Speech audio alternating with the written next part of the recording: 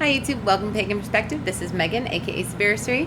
I am talking this week all about the God aspects in the goddess-god duo.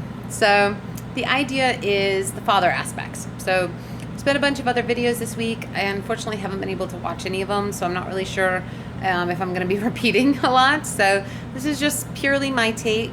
The question asker wanted us to know about, or wanted us to talk about, kind of this idea of the lesser role the father seems to play in a lot of paganism, especially sort of the mass paganism. When you go to different circles and different festivals and things like that, there seems to be a heavy focus on goddess worship. So one of the things I personally feel like is that for me, I am much closer with the goddess than I am with the god, but that's okay because I am more goddess energy. Now, I know that there's this idea of having balance of two and all of that, but I don't really look at it as that. I mean, yes, I do believe in balance, but at the same time, I believe that we do have certain energies. I'm a cisgendered female, and I'm very connected to goddess energy, and I feel very connected to that. And so there's nothing wrong with that in my mind, and that's what I was sort of raised around. The goddess is definitely the primary focus, being the mother, and the god is, you know, her kind of check and balance. And just because everything has an opposite, I think that's, he's there, and occasionally I do, you know, include him in things. And, you know, I wouldn't say I work with him though, really. I don't focus a lot. I do have certain male deities though that I do work with on occasion. So I tend to use different aspects as, you know, focuses for myself. And so I've really connected with Buddha. And so that's been something that I really recently have been enjoying quite a bit. But, you know, different gods, and especially different fae.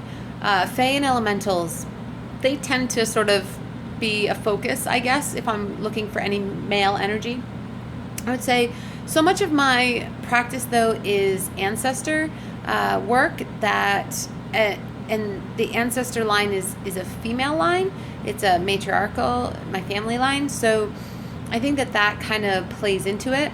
I can see what the question asker is talking about, though, is this idea that it does seem to be very goddess focused and, you know, goddess centric. And I think there is a bit of, I would say, you know, a balancing swing. You know, you've got this patriarchal world of, you know, the monotheistic religions, and, you know, that the pendulum swang all the way to one side. And so when somebody kind of goes away from those religions, they're going to swing to the other side, and only after time and sort of the swinging back and forth do they finally settle somewhere, like my head, in the center.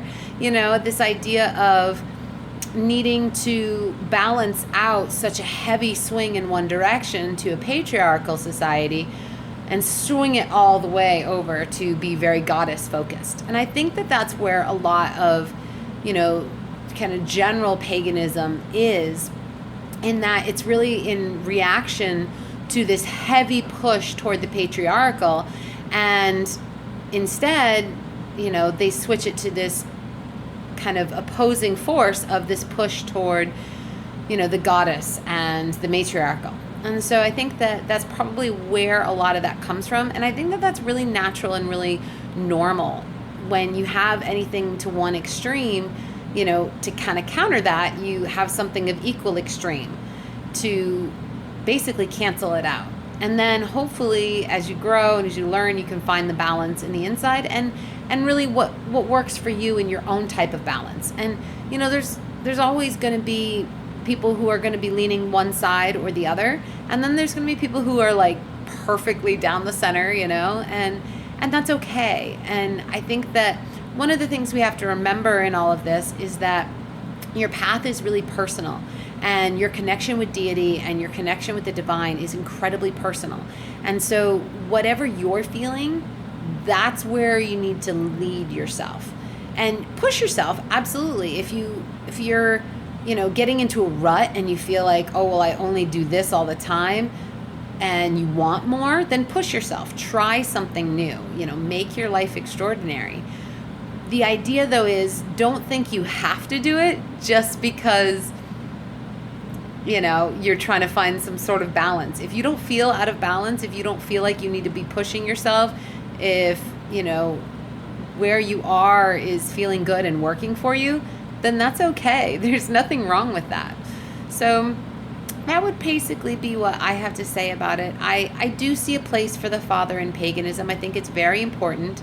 I see it as masculine energy, and I see it as balancing energy to the goddess, but I don't really see it as this idea of it has to be male, female. That's something that I've never really believed. I feel like there just needs to be a balancing force, two sides of, this coupling that balance each other out. And that's the way I sort of view it. And yes, the mother and father are important. However, I think that doesn't have to necessarily mean that all couplings, to be balanced have to be male and female. I don't believe that. So, I think it's a new world for a lot of people, and there's a lot of different ways to view things now that, even 20 years ago, 30 years ago, people weren't seeing it that way. And it's amazing. It's an amazing time to be alive right now. There's a lot of things that are hard, but because of that, we're going to see this world through so many times. And I believe we're going to see it come out the other side in a good place. And I hope that, and I believe that. So yeah, so I think the father is important. And, I definitely do have a focus on the goddess, on the mother, but it's not like, it's not unequal. It's definitely balanced. My pendulum might swing a little bit more to the goddess side occasionally. So yeah, I think that's about it, guys. And I will see you next month. And I'm hoping to next week post some blogs if I can figure out how to kind of make my camera connect to my iPad. So we'll see if I'm able to actually get some camera footage, because I want to take you back out to the beach. And I got an amazing video of a turtle. We were in a cove, and a couple of sea turtles came up. Oh, they're so beautiful. Probably a mated pair. It was amazing. They came so close. It was so exciting. So yeah, so I will see you guys next month, and hopefully I'll have some stuff for you. And as always, blessed be and aloha.